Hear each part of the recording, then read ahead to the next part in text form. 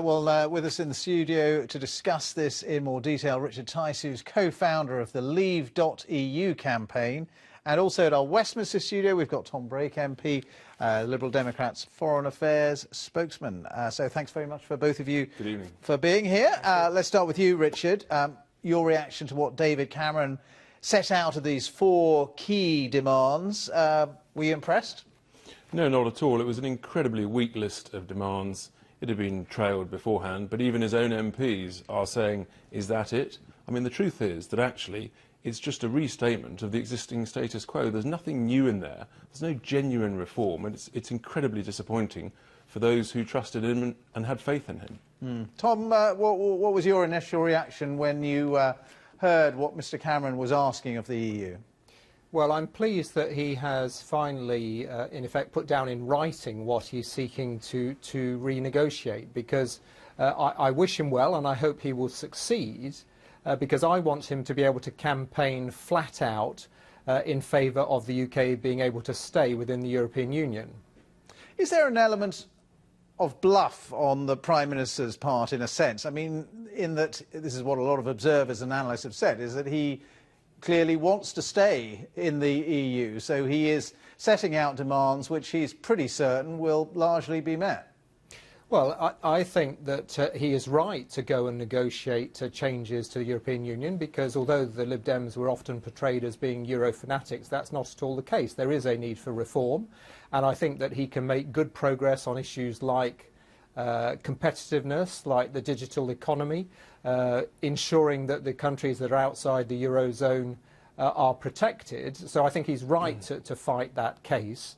But what I hope is that he will not perhaps wish to succeed on every count, because I think the idea, for instance, that the other EU countries will agree to the UK not paying benefits to other EU citizens for the first 4 years is not something he's going to win in Europe. Richard Tice, isn't politics the art of the possible? And this is what David Cameron's effectively going for, what he believes is possible. Well, in which case he's admitting that actually reform is genuinely not possible, despite all he's been saying for the last 3 years since the Bloomberg speech. The reality is, those of us who want to leave know that Britain can do so much better outside the European Union. We can have more trade, we can have more influence, we can have more control over our own laws and borders, and people are now beginning to realise, as they engage in this issue, up and down the country, that actually the biggest risk is staying in. If we stay in, we'll have ever higher net contributions, suffer ever more rules and regulations, and greater restrictions on the City of London, ever more centralisation. The polls don't really back you up, though, well, do they? I think they do, actually. The polls were 60-40 against us back up just after the general election. They're now 50-50. You know, we've shifted the polls 10 points in 3 months. Leave.eu, which has got a very broad base of supporters, over 250,000 supporters, we've made a real difference. And people realise that this is the most important decision.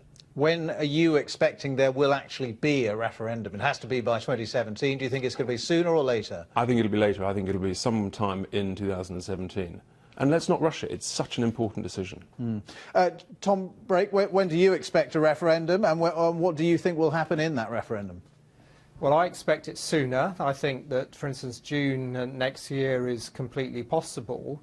What I hope will happen in the run-up to the referendum is some of the issues that, for instance, those who want us to leave the EU will actually get a real airing, because we've just heard apparently that the UK by itself is going to have more weight than if it's part of the European Union. That's certainly not the view of the Americans or the Chinese, for instance.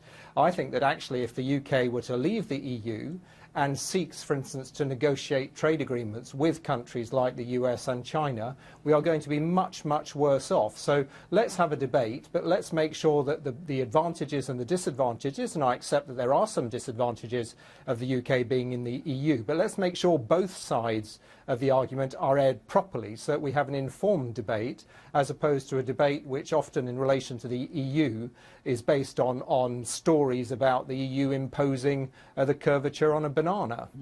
And Richard Tice, when there is the referendum, will that be it? Will you be satisfied whatever the result is?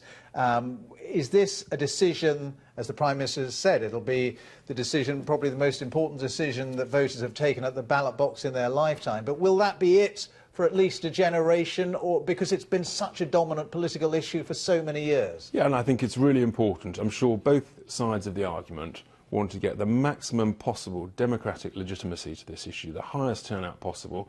And yes, it's probably going to be answered for a generation. But the truth is, even if you're not satisfied with the reforms that the Prime Minister has achieved? Of course, you're not going to satisfy everybody. Clearly, we think we'll win. The people on the losing side will not be satisfied. But, you know, you've got this issue with the Scottish National Party at the moment. The reality is they're saying, I think I understand, they're saying you need to wait. You know, this is the first time that anybody under the age of 58 has been able to have a vote on this issue. All right, well, very good to talk to both of you. Richard Tice there, co-founder of the Leave.eu campaign, and Tom Brake, also MP, Liberal Democrats Foreign Affairs spokesman at Westminster. Many thanks to both of you.